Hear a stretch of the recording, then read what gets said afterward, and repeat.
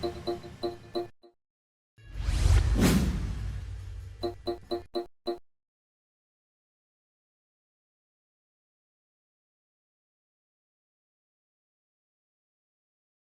set of instructions is about drawing modes and construction tools.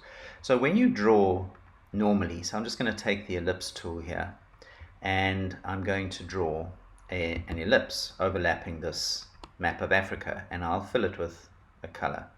So normally, as we would expect, the new shape is drawn on top of previous shapes. That's called a natural stacking order, but I can change that. So if I change down the bottom here from draw normal to draw behind, and I then draw another ellipse, you can see that it goes behind that shape. I have one other option, which is to select an existing shape and to choose draw inside, and then take my ellipse tool or whatever tool you're drawing with, draw, and if I fill it, you'll see that it now falls inside that shape. So this shape is clipping that shape. Okay, so those are the three drawing modes. The normal drawing mode is the default, and the other two are available to you if you need to use them. So I'm just going to revert this and revert, and I want to look at some construction tools. So I'm going to select the map of Africa, and you'll see that we have three different construction tools here: the eraser tool, the scissors tool, and the knife. So they do pretty much what you would expect. So the eraser tool allows you to literally erase through shapes, and it literally allows you to redraw the shapes and the paths. I'm just going to undo that. And it's as easy as that. If you want to change the size of the eraser, you can use your square brackets, right square bracket to make your eraser bigger, left square bracket to make your eraser smaller. Okay, so let's say that I wanted it to look like there was a bite taken out of Africa, like over here. So I'm just going to erase through there, and then erase out this bit, and then I'm going to put in teeth marks.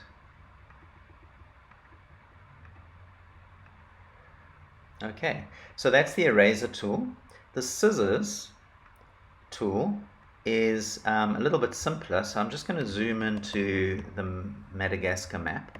So if I click in two places, if I click, I'm breaking the path. So it doesn't have to be on a point, it can be on a path. So if I click there and I click there, I have literally cut those paths with the scissors. So if I now separate those, you can see that I have two separate shapes. It does not fill in and close the shape like the eraser does. It leaves it as an open path. So that's how the scissors tool works. And then finally, the knife tool is kind of like I would say, think of it as like a laser cutter. So you can literally cut through objects, and if you want to make a straight line, you can just hold down Alt and cut across. So if I wanted to cut out the shape of South Africa, and I'm doing this very roughly because I don't remember exactly the shape, but let's just do the best we can. I'm going to start outside here, so I want to cut through the path all the way to the other side. So I'm going to go in here,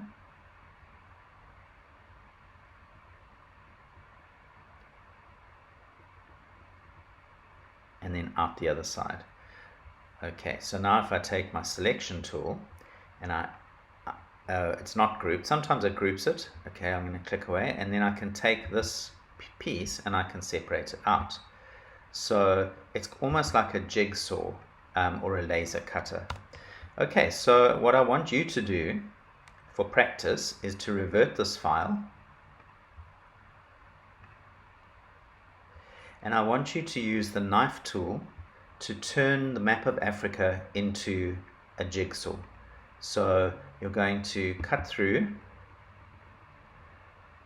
and you're going to make jigsaw pieces.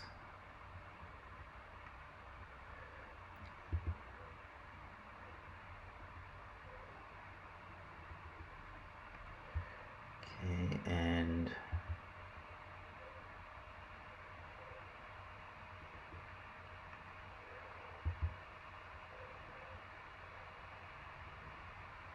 This is not a very nice jigsaw, but you get the idea. And then I need to actually go through some of these points here.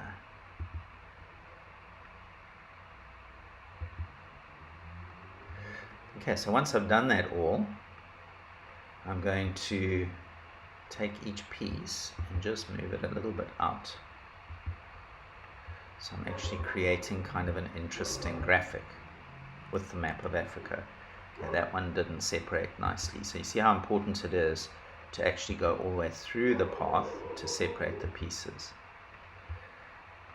Okay, but that's an interesting graphic of Africa. So I want you to get some practice with these construction tools, then revert, and then to turn the map of Africa into a jigsaw. And you can even select each piece and just click. I know we haven't covered color yet, but it's pretty easy just to click up here and to select shapes and apply a color. Okay, let's just do a few more.